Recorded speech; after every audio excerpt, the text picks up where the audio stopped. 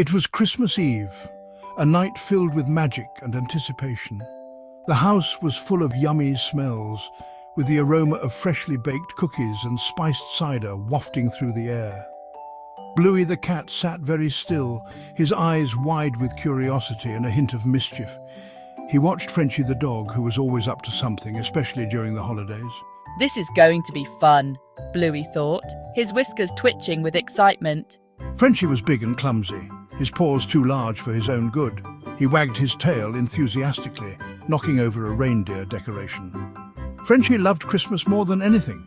He loved the sparkly lights that twinkled like stars, the presents under the tree wrapped in colourful paper and shiny bows, and most of all the star on top. It was the crown jewel of the tree.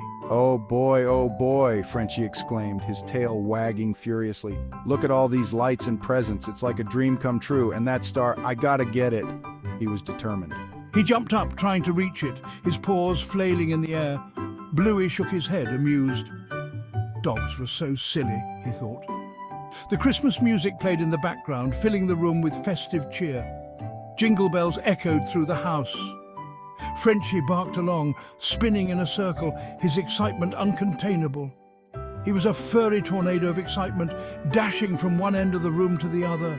This Christmas is going to be very interesting. Very interesting indeed, Bluey thought, as he watched the chaos unfold.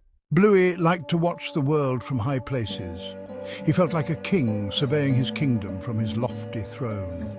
He sat on top of the bookshelf, nestled among the Christmas decorations.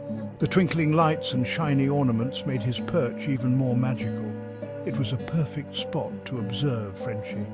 From up there he could see every goofy move the dog made. Frenchie is such a goofball. He never stops moving, always sniffing and exploring. He approaches everything with so much enthusiasm.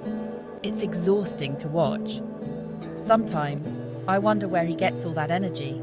Frenchie was sniffing at presents, wagging his tail with gusto. His excitement was palpable, filling the room with a festive spirit. Bluey had a feeling this Christmas Eve was about to get a lot more entertaining. He watched with keen interest, anticipating the chaos that Frenchie might cause. Frenchie pawed at a present wrapped in shiny red paper. The crinkling sound caught Bluey's attention. Wait a minute, I know that paper.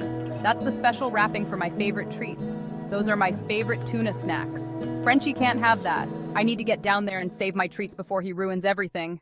Frenchie nudged the present with his nose. It wobbled precariously.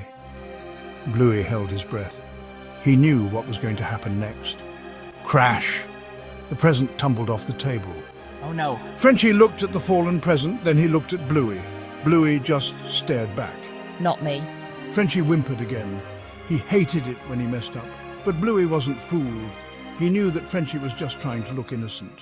Well, two can play that game. I have a plan. Section 4, timber! The Christmas tree ornaments jingled. Frenchie watched him, tail wagging hopefully. Maybe Bluey wanted to play. Bluey crept towards the tree. He reached out a paw and batted at the star. It swung precariously. Uh-oh. The tree started to tip.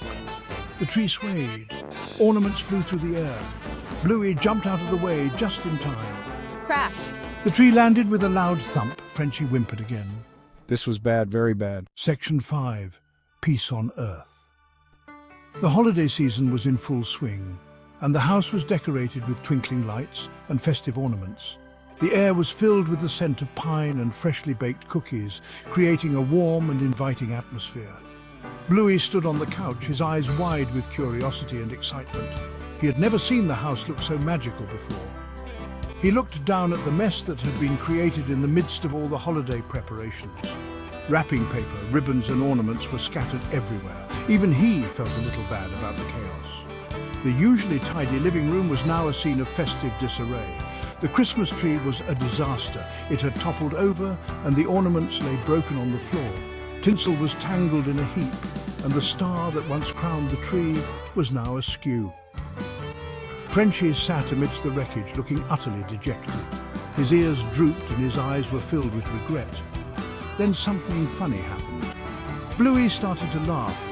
It was a quiet chuckle at first, a soft sound that seemed almost out of place in the midst of the mess. Then he threw back his head and roared with laughter. The sound was infectious, and it filled the room with a sense of joy and lightheartedness. Frenchie tilted his head, confused by Bluey's sudden change in mood. He had been feeling so down, but Bluey's laughter was hard to resist. But then he started to wag his tail. The corners of his mouth lifted into a hesitant smile. He couldn't help but smile. Bluey was happy, and his joy was contagious. The room seemed a little brighter, the mess a little less daunting. What happened here? The voice was filled with surprise and a hint of exasperation.